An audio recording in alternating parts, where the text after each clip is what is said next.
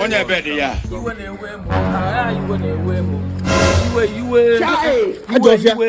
Ebe ka ijeko. Na protest na. Ije Say no to bad governance. Kwa ni ya nwa na emene oruo na side nke. Ya ndị Igbo bụ target anwa get anywhere.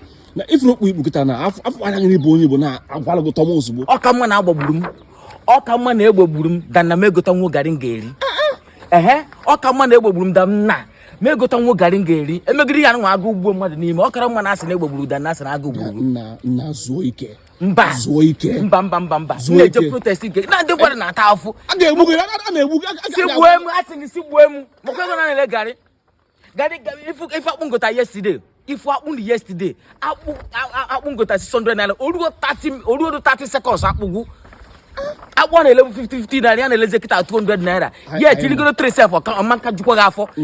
Ese mejina protest ike m. Ọ bụ na onwuru ana Nigeria adị mma. I will lay down my life.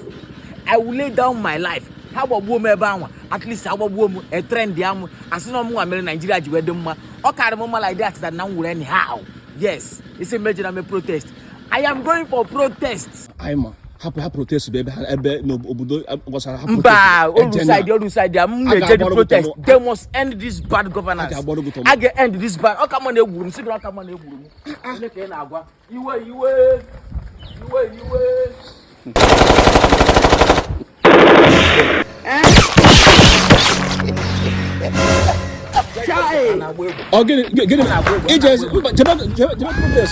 Gaba protest. Kama m ga-anwụ ka Nigeria dị mma ka ndị ndụ nya gbawa gara.